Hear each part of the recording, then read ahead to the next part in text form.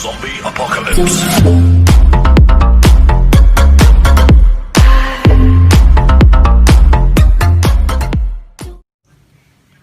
Oke, Assalamualaikum warahmatullahi wabarakatuh.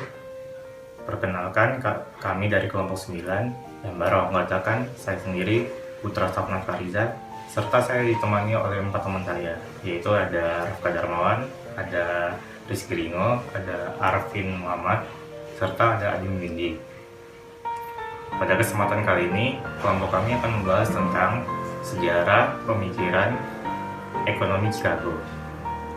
Nah, sebelum masuk ke apa saja ajaran-ajarannya, serta apa saja yang menjadikan latar belakang terbentuknya mazhab ekonomi Chicago ini, mari kita terlebih dahulu mengetahui pengantar yang menjadikan awal mulanya muncul mazhab ekonomi Chicago ini. Jadi, mazhab ekonomi Chicago ini termasuk di dalam fase modern. Karena mazhab ini pertama kali muncul di tahun 1946,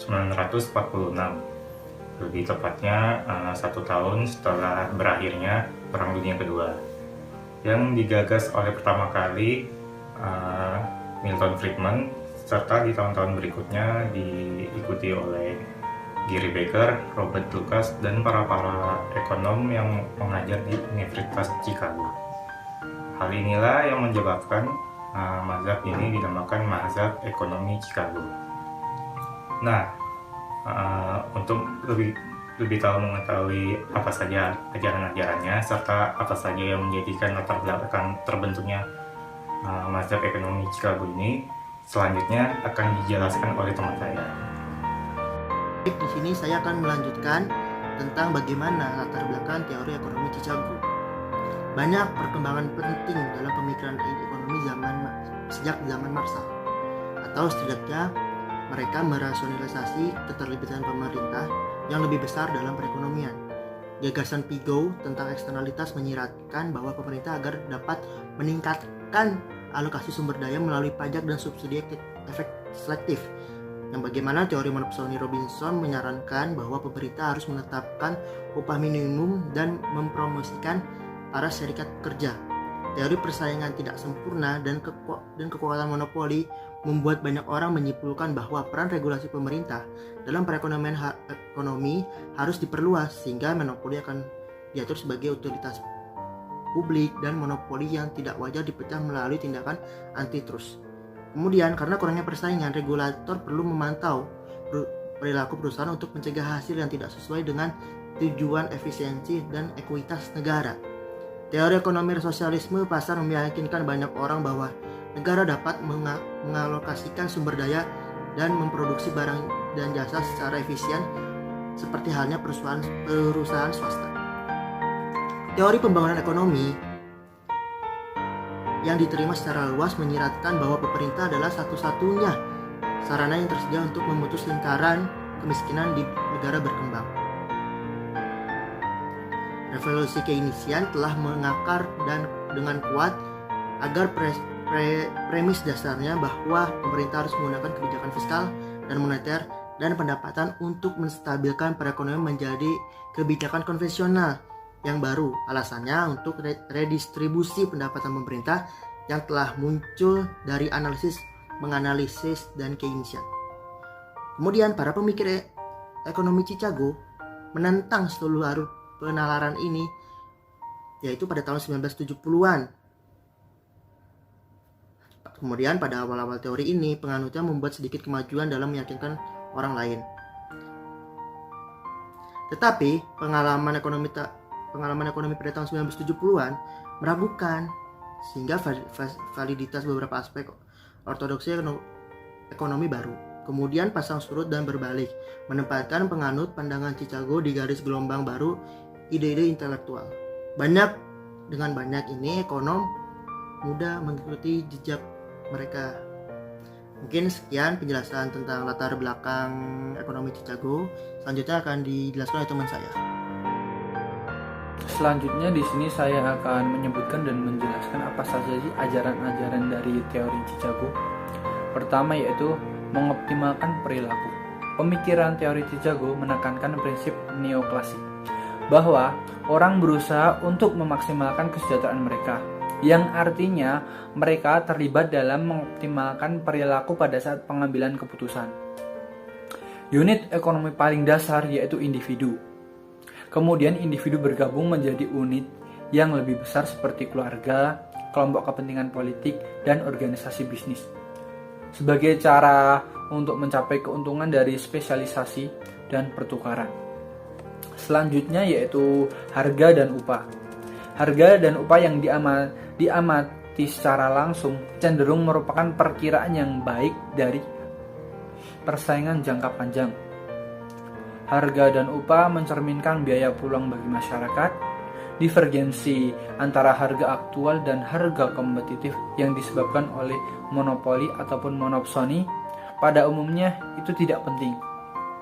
Harga monopoli bertahan dalam jangka panjang hanya saja jika pemerintahan itu memblokir entry kompetitif. Bahkan dalam kasus tersebut, persaingan pada akhirnya akan menghasilkan produk dan inovasi-inovasi dari sebuah teknologi baru yang akan melemahkan posisi perusahaan monopoli. Yang ketiga yaitu orientasi matematika. Aliran Chicago sangat bergantung pada teori matematika, tidak seperti neo-austeris yang menggunakan metode equilibrium partial Marshall dan pendekatan equilibrium umum dari Walrasian. Verifikasi empiris ditekankan tetapi terkadang diserahkan kepada orang lain. Yang keempat yaitu penolakan Keynesisme.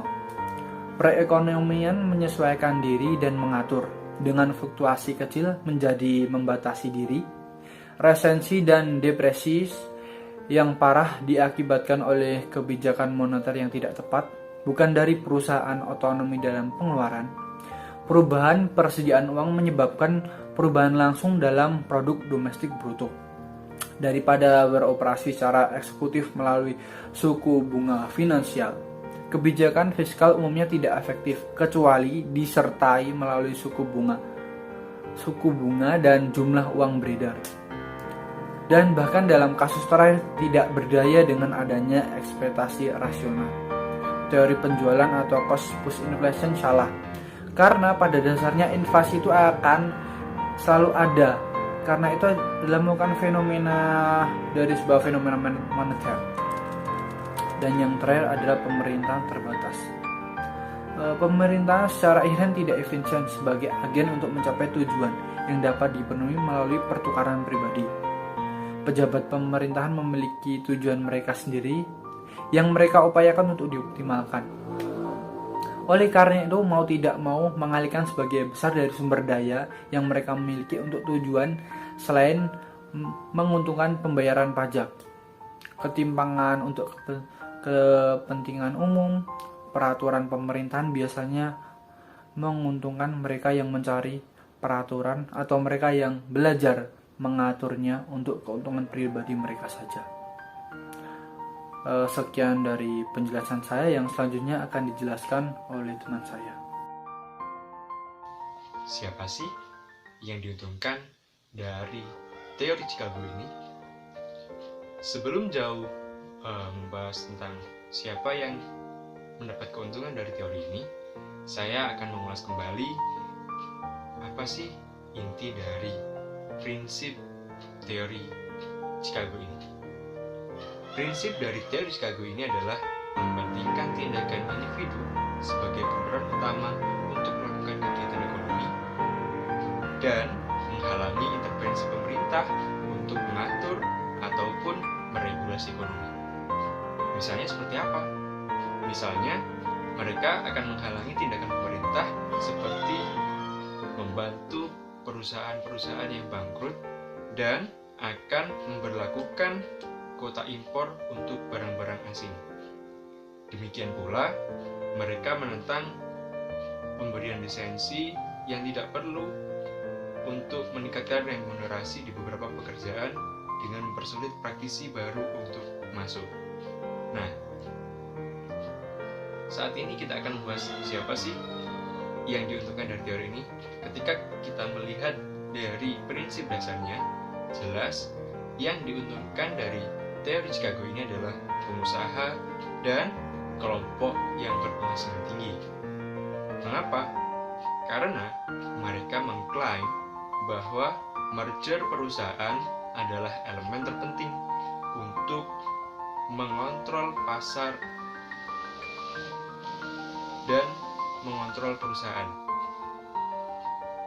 Iklan membantu konsumen untuk memberikan informasi tentang alternatif, memilih produk mana yang akan dipilih, dan sebagian orang juga berpendapat bahwa pajak itu harusnya digunakan untuk meningkatkan penghasilan, bukan untuk mendistribusikan kembali pendapatan.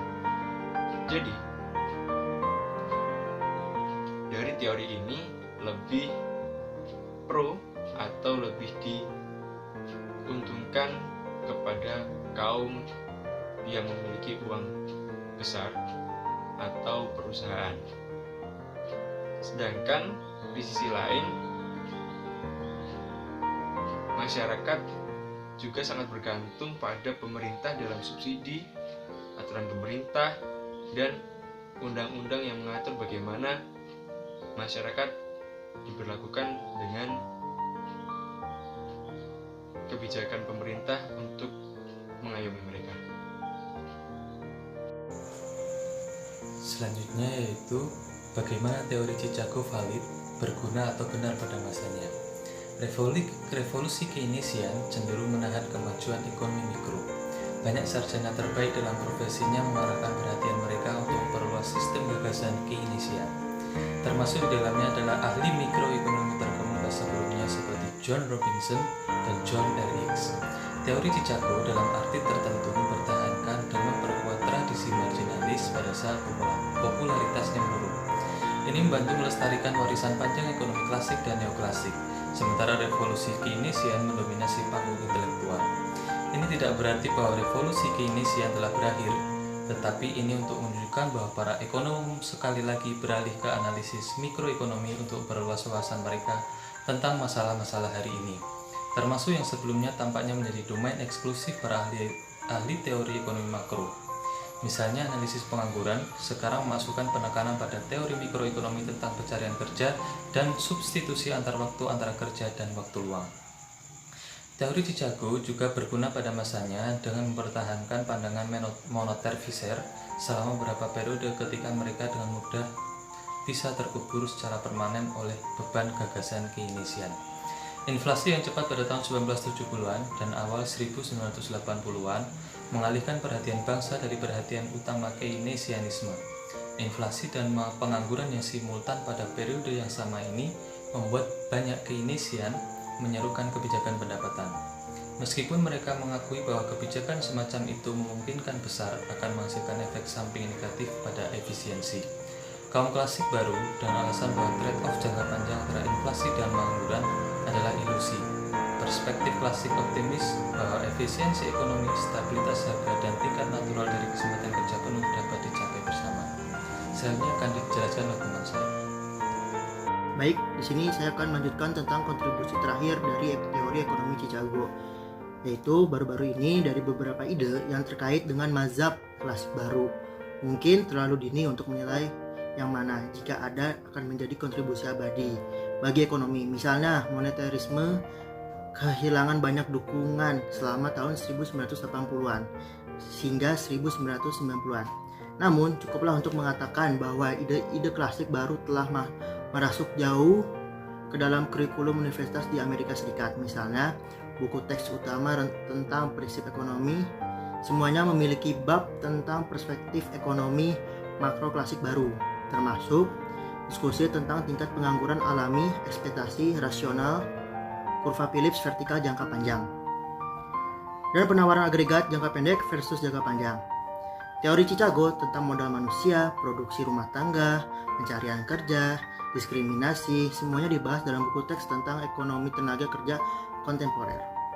Kasus untuk nilai tukar mata uang asing yang fleksibel adalah tarif standar dalam buku teks ekonomi internasional. Singkatnya begini, beberapa ide yang disajikan oleh pemikir teori ekonomi Chicago didefinikan secara luas. Tampaknya memiliki nilai yang langgeng. Meskipun demikian, penilaian akhir dari kontribusi ini harus menunggu pengawasan dari anak-anak sampai cucu kita. Mungkin selanjutnya akan dibahas oleh teman saya. Selanjutnya yaitu tokoh-tokoh teori ekonomi Chicago. Yang pertama yaitu Milton Friedman, 1912 sampai 2006. Beliau adalah tokoh terkemuka di Chicago, menyelesaikan sarjananya di Universitas Rutgers dan menerima gelar pascasarjana dari Universitas Chicago dan Universitas Columbia. Saat di Chicago sebagai mahasiswa, dia sangat dipengaruhi oleh temannya Frank Knight. Pada tahun 1948, Friedman bergabung pada sebuah fakultas di Chicago dan tetap di sana sampai pensiun pada tahun 1977. Setelah meninggalkan Chicago, ia menjabat sebagai rekan senior di Hoover Institution di Universitas Stanford. Dia adalah presiden American Economic Association pada tahun 1967 dan memenangkan hadiah Nobel di bidang ekonomi pada tahun 1976. Ide Friedman semakin diketahui oleh masyarakat Amerika secara luas. Dia menjabat sebagai kolumnis untuk Newsweek, menulis buku-buku populer, berpartisipasi dalam serial televisi pendidikan, dan menyampaikan pidato ke berbagai kelompok. Tokoh yang kedua yaitu Robert E. Lucas Jr. 1937. Lahir di Yakima, Washington, dan meraih gelar Bachelor of Arts dan PhD di University of Chicago. Selama studi pascasarjana awal, dia dipengaruhi oleh temannya Friedman, yang mengajar ekonomi mikro tahun pertama di program pascasarjana dan oleh Yayasan Analisis Ekonomi Samuelson. Lucas menghabiskan 11 tahun pertama karirnya di Carnegie Mellon dan kemudian pada tahun 1974 kembali ke Chicago. Pada tahun 1995, dia dianugerahi penghargaan Nobel di bidang ekonomi atas kontribusinya pada ekonomi makro. Ironisnya, mantan pasangannya menerima setengah dari hadiah $1 juta karena 7 tahun sebelumnya dia telah memasukkan klausul dalam perjanjian perceraian untuk menutupi kemungkinan seperti itu. Klausul tersebut akan berakhir pada tahun 1996.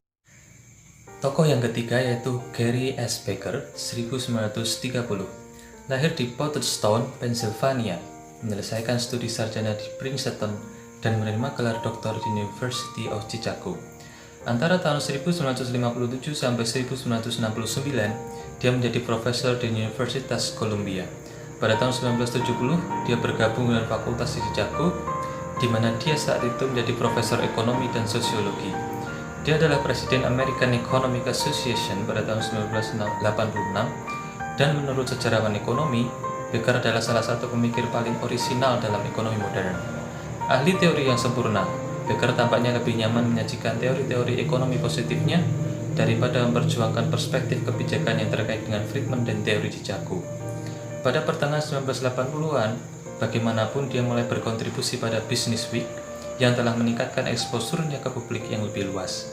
Pada tahun 1992, Becker dianugerahi penghargaan Nobel di bidang ekonomi. Becker telah disebut sebagai imperialis intelektual. Dengan ini dimaksudkan bahwa ia telah memperluas pendekatan ekonomi dengan asumsi gabungannya memaksimalkan perilaku, preferensi yang stabil, dan keseimbangan pasar ke dalam domain tradisional sosiologi, ilmu politik, hukum, biologi, sosial, dan antropologi.